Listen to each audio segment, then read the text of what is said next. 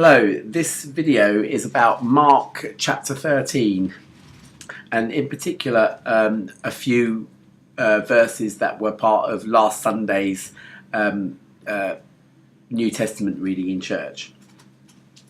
Alright, and I was invited to do the talk on that. God knows why, but I was, and this is kind of like what I said. Alright, so yeah. Right, so these are the actual verses that were read. And as he came out of the temple, one of his disciples said to him, "Look, teacher, what wonderful stones and what wonderful buildings." And Jesus said to him, "Do you see these great buildings? There will not be left here one stone upon another that will not be thrown down." And as he sat on the Mount of Olives opposite the temple, Peter and James and John and Andrew asked him privately, "Tell us, when will this be? And what will be the sign when these things are to be accomplished?" And Jesus began to say to them, "Take heed that no one leads you astray. Many will come in my name, saying, 'I am he,' and they will lead many astray. And when you hear of wars and rumours of wars, do not be alarmed. This must take place, but the end is not yet.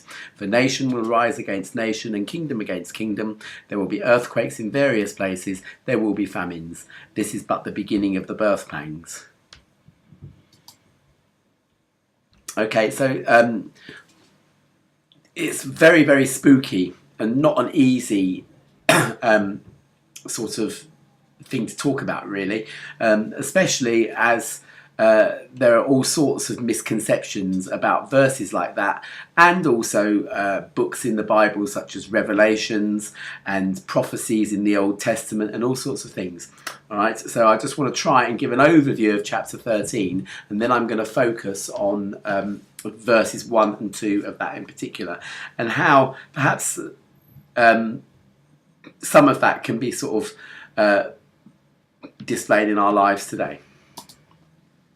Okay, so chapter 13 uses a lot of familiar language that would have been familiar to the Jewish people in the country, as it were, where Jesus was at that time when he was talking to people. Okay,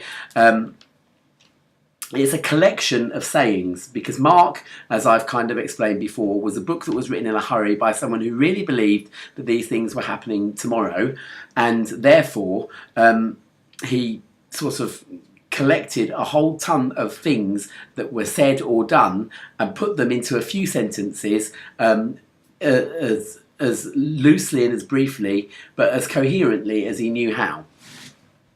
Okay, so what were these people expecting, these Jewish people? Well, they were expecting something called the Day of the Lord, and that was the day, as it were, or a point in time where God's chosen people, as it were, and the Jewish people thought it was them, would be raised up on high, and that all God's chosen people's enemies would be reduced to dust, and that somehow or other there would be this new fabulous kingdom with the Messiah leading them, and that, you know, the world would be their oyster, and so on and so forth. A kind of heaven, really, for, you know, just the elect, as it were.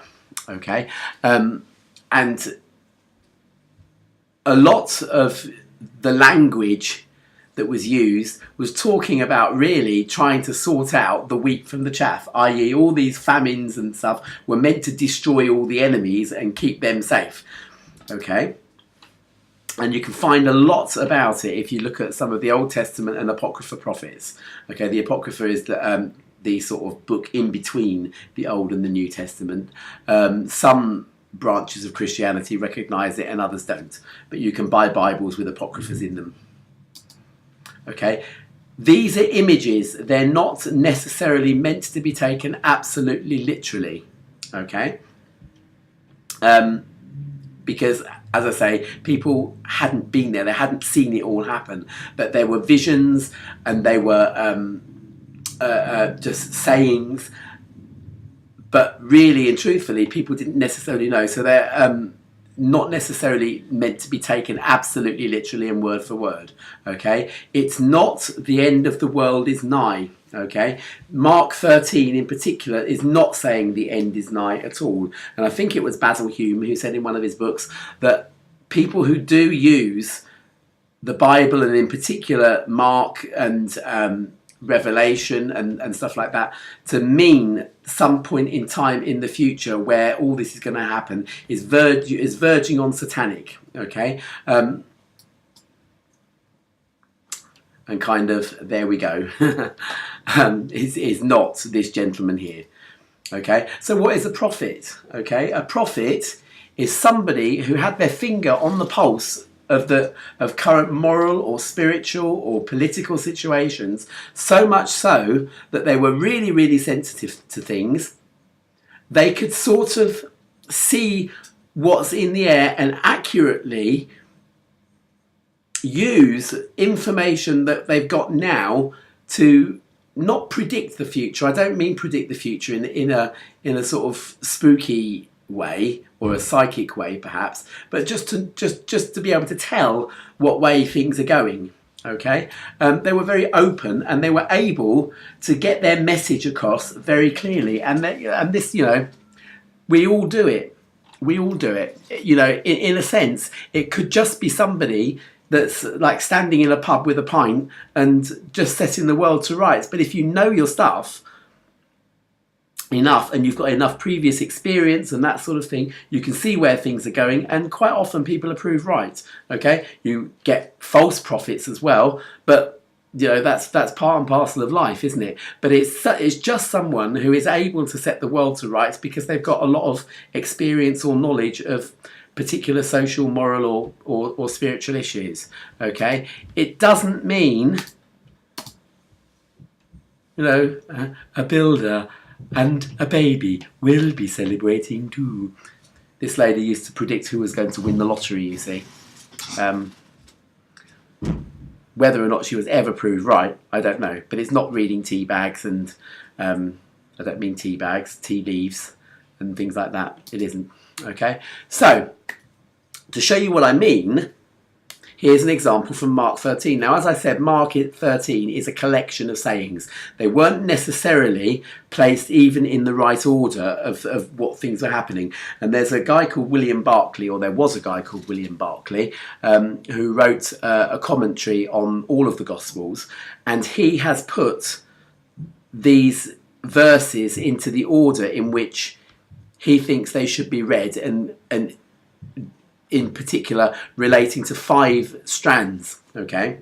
And one of the strands is the fall of Jerusalem.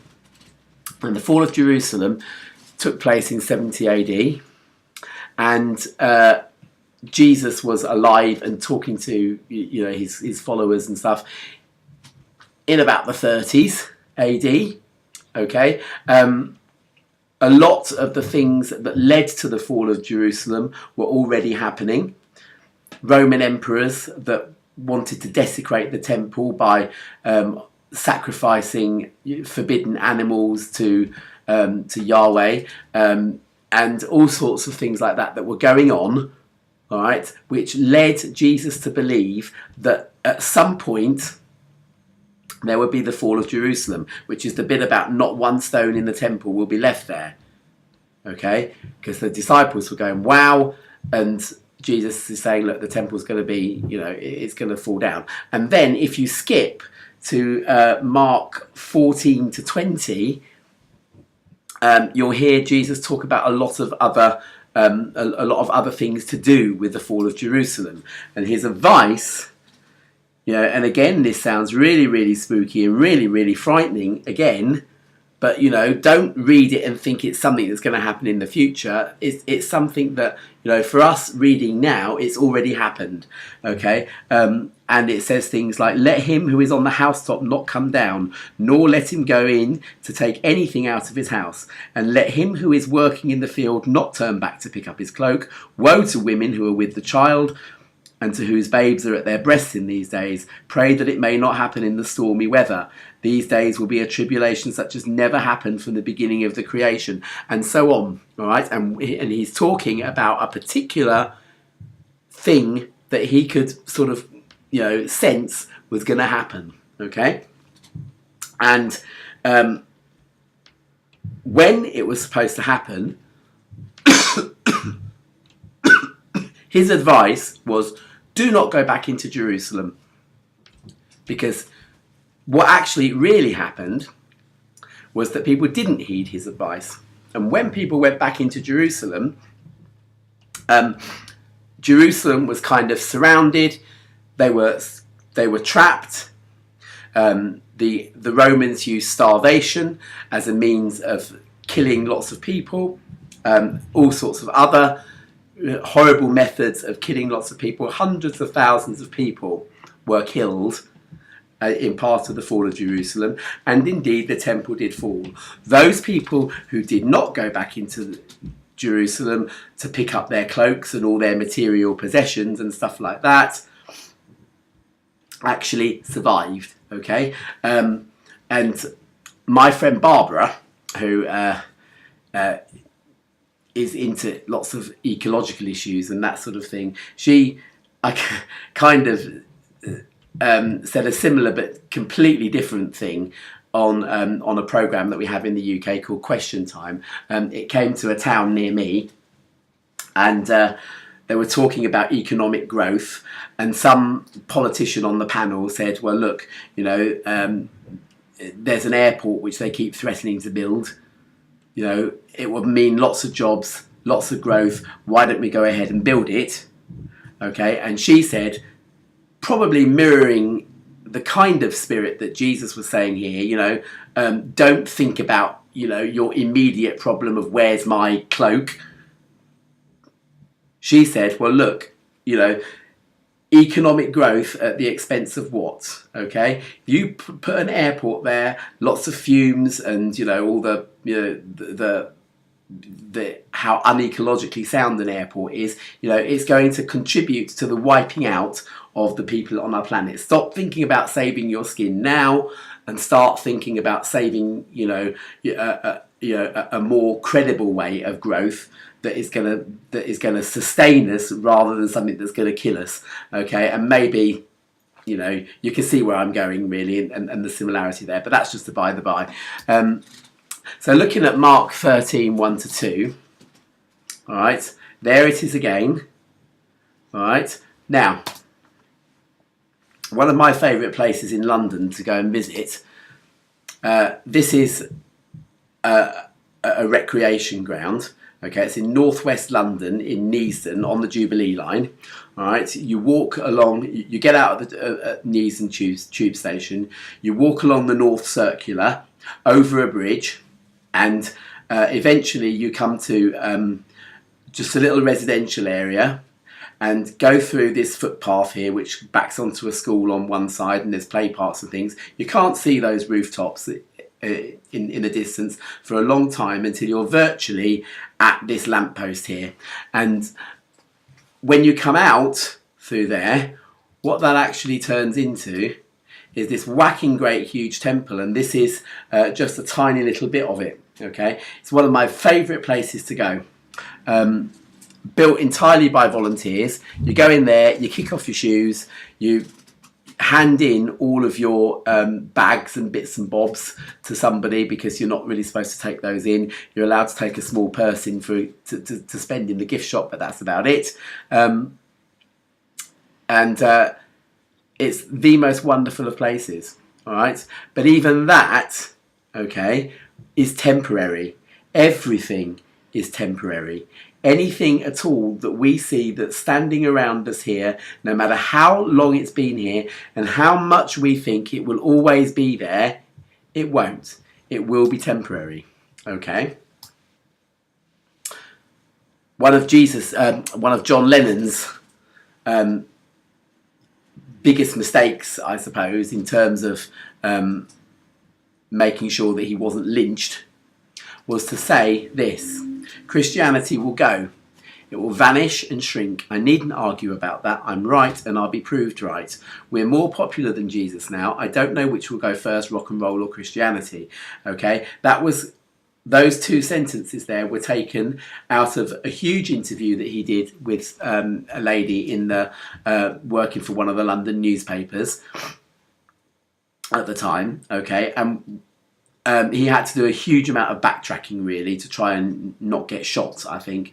And a country and western station that never ever played Beatles records and never really intended to play Beatles records, suddenly announced that they were burning them all and that they were never going to play a Beatles record and that nobody else should and everything, and how offended we are. And it started this huge thing, and John Lennon was basically saying, we're not necessarily saying this is a good thing, but you know, it's just pointing out a fact that it seems to him like more people were going out to rock concerts and discos and whatever on Saturday nights than were attending churches in the, you know, the following morning, you know, it got him into a lot of trouble. But essentially, he is right. He is absolutely right. Everything is temporary. Christianity as an organised religion will disappear. We're seeing it happen. We're seeing it shrink. Okay?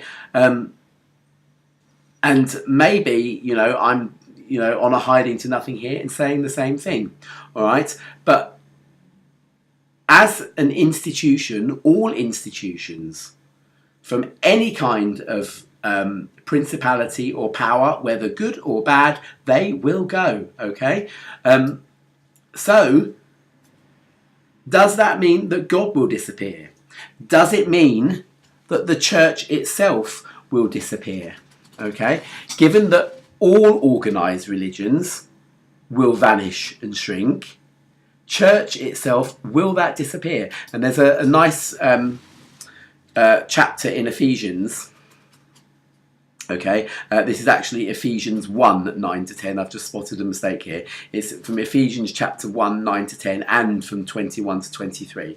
Okay, and I've highlighted some of the good bits in him. Okay, for he's made known to us in all wisdom and insight the mystery of his will according to his purpose, which he set forth in Christ as a plan for the fullness of time, to unite all things in him.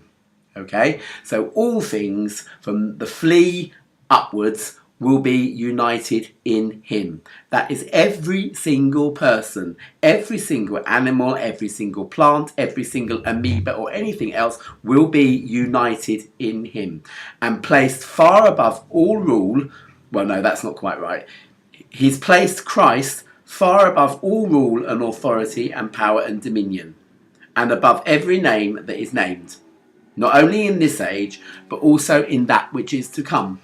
Okay, so in other words, if we believe John 1, that Christ is absolutely eternal, was there and always will be, and wasn't even really born, he was born on earth, but in terms of a spiritual thing, Christ has always been, this means that it doesn't matter what religion you are all going to be saved.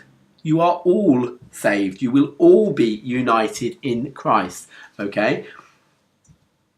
So that's what I would take about being this age and that which is to come. You know, it's eternity. We have a very poor understanding of time. Okay? He's put all things under his feet and made him the head. This is Christ. This is God. Over all things for the church, which is his body. Okay, which is his body. God's body, Christ's body, Krishna's body, Allah's body, Yahweh's body is the church. God is the church. We are in it. Okay, the fullness of him who fills all in all. In other words, we are all part of that church. And just me sitting in front of this laptop or this computer here is being church. Okay? The people standing at the bus stop in the street opposite me are church. They are church. Okay? So therefore, getting people's bums on seats into a temporary building as part of a temporary religion is not necessarily entirely fruitful. Okay? Christ is the reflection of God's purpose for every living entity. Okay? Christ as God, as a name for God, okay? And as a person who reflected God on earth, doesn't mean that you have to believe in Christ. He's not saying that. Just saying that for Christians who do believe that, if they look to Christ, then that is what they will see. It doesn't mean that if you look to somewhere else in some other sacred scripture that you won't see the same thing, because you will see the same thing, okay? But for me to kind of like explain, I'm using Christian language, just the same way that Mark printed a lot of Jesus's language in Jewish terms. I'm using Christian terms, but I'm not an advocate for Christianity being the right religion at all. I think any religion is, and I actually chant Hare Krishna. So I'm an example. Okay, God is the church. Okay, every living entity belongs to it. Okay, time, we don't understand time very well. Okay, but I believe that that verse from Ephesians is essentially saying that it doesn't matter. It really doesn't matter. All time, ever. Okay. This is God's plan for every single person who has ever lived, who is living now, who will ever live, and every animal, and so on and so forth. Okay, so what does that mean then for organised religions? Okay, well, I think that they're supposed to reflect God's larger purpose for life. In other words, what I've just been sort of highfalutin about a moment ago, they're supposed to be the reflection of that on earth. Okay, I don't necessarily think that that means that they should convert people into their religion. Some people might feel that as part of, their spiritual development, they might have been a Catholic or a Buddhist or something like that, and realised that somehow or other that wasn't helping them to understand their spiritual purpose. They may find more sense in another religion, and to me that's fine. Okay, I actually find one mobile phone network gives me signal where I live, and another one gives other people signal where they live, but doesn't necessarily give me signal where I live. Are we really divided? This doesn't mean to say, do we not have different opinions? Of course we all have different opinions. It's what makes us good. Okay? And, it makes, the earth an exciting place to live. Okay? But as core humanity, with the same kind of spiritual purpose, we're not necessarily really divided, I don't think. Okay, I think there's this core humanity which makes us spiritual people.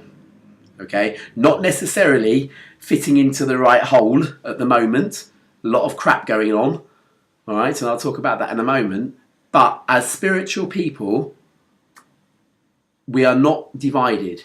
Okay, as long as people think that they are divided, and this is what Christians might call sin, it's what Hare Krishnas would call Maya, or cosmic illusion, materialism. As long as people perceive that there are these divisions, then there will always be the poor. Okay, as a British citizen, I am aghast sometimes at the way that the poor get treated here. Okay, and I do believe that if some of the powers and principalities here ever had to put on the shoes of the people that I have to work with and live with and meet on my journey, then perhaps things might be different. For example, if people are always saying, buy such and such a healthy food or whatever.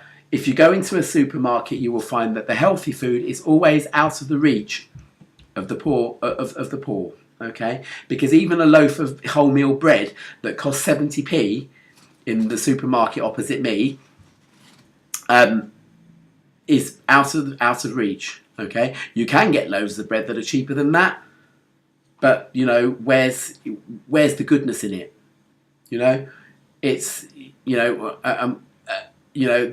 the ones that have got all the seeds on them, as it were, that stop you getting cancer, prostate cancer and all that sort of thing, they're even more expensive than my 70p loaf. Okay, and meat. I mean, I don't eat meat, but I mean, all the fatty meat and stuff is cheap. The lean, healthy mincemeat, whatever, is twice the price. Okay, the the poor person's access to free, reliable, and impartial legal aid is virtually non-existent now. Okay, we have a thing called the Citizens Advice Bureau in this country, which is supposed to be giving advice, but after Christmas, their services are going to be drastically cut, so they're not going to be able to offer people the same services. The poor are being strangled out of society. Opposite my local Citizens Advice Bureau, there's an estate agency sort of place where lots of houses are offered for rent, and there's a nice little sign there saying, landlords, we will not send you tenants who are DSS. That means in our sort of system is welfare people. In other words, the jobless, we don't really even think you should be offering them a roof over their heads. It's just unbelievable, okay? Somebody who can't afford to pay their electricity bill might get their electricity cut off. They will have a little prepayment thing put in their house, which means that every time they want to buy electricity, they have to pay for it before, which is not necessarily a bad thing because at least it means it's paid for. But each unit of electricity is nearly double the price of somebody who's not been through that particular problem in their life. Okay, and so if you are poor, you have a very, very hard job with trying to get yourself on your feet, trying to retain some dignity, trying not to be fleeced by all these people that will come up and fleece you from everywhere, and you've got very little recourse to any kind of legal help. It's disgusting, really. Okay, so there will always be the marginalised as long as people think that there ought to be divisions. Okay, it's come up in the news recently again. Uganda and really most of Africa really have these appalling laws which mean that homosexuals have to live in absolute fear of their lives because somebody who knows that there is a homosexual nearby can be imprisoned for not turning them in, for not reporting a homosexual living near them. Somebody who is convicted of homosexuality can receive up to 10 years in prison, 14 years in prison in some places, for repeated offences. In some African countries, it is the death penalty. Now, regardless of whether or not you believe in homosexuality or not, regardless of whether or not homosexuality is your sexuality, the kind of scaremongering is coming from the church. It's coming from the church, it's coming from the government. There are a lot of US movements that are finding in Africa like sort of sympathetic ears, as it were, and the prejudice is coming from all sides. So that these people cannot live with the mainstream public. They're living in slums where there's inadequate sanitation, where disease is rife, where they're frightened that if they go out, they're going to get beaten up, raped in some cases. I know of at least one person who was raped and given HIV. She was a woman who was being taught by some man who thought she was a lesbian that, this is not how to be, I'll teach you not to be a lesbian kind of thing, raped her and gave her HIV. It's absolutely appalling what's going on there, and these are Hitler tactics. These are tactics to marginalise and to scapegoat people. Okay, Christ's on the cross shouted, "Forgive them, Father, they know not what they do." And one Christian writer has interpreted that as saying, this is an end to scapegoats. Stop blaming people. Stop blaming people. Okay? If we can stop doing that, Hitler blamed the Jews. I think it was Ceausescu blamed, the Muslims. Ethnic cleansing and, minority group cleansing, it's just appalling. We should not be standing for it. We should not be standing for it. And yet these things are happening. Christians are still, being emotionally blackmailed by, people wanting to give money to charities that are taking place there. And those things should not be happening. Not while there are really hundreds of thousands, if not millions of people across that continent that are being marginalised just because of their sexuality. Okay, it doesn't mean that they're perfect people in any sense. You don't have to agree with their sexuality, but you do have to agree with the fact that these are human beings that should not be being punished in this way. Okay, these are people that Jesus hung out with. They might be me, and more than that, they belong to the church. Because God's church is everybody and everything. Having said all that, I believe there is still hope. Again, it was Basil Hume talking about Revelation, who said, from the four corners of the earth, there are 7 thises and 7 that's, and more gory things coming here and there and everywhere. And at the centre of it all, there was the Lamb, Christ. The apocalypse, now again, that sometimes is a really, seen as a really spooky word. Okay, but it really means unveiling. It doesn't mean, some great big explosion-y thing that's going to happen hundreds or thousands of years into the future. It means something I believe that's already happened. When Christ died in the temple that was still alive then and still standing, because it didn't fall until later. But what did happen was that a curtain was drawn back, unveiled. Apocalypse means unveiling, and there were the scriptures that God's holy huddle at the time thought was for them.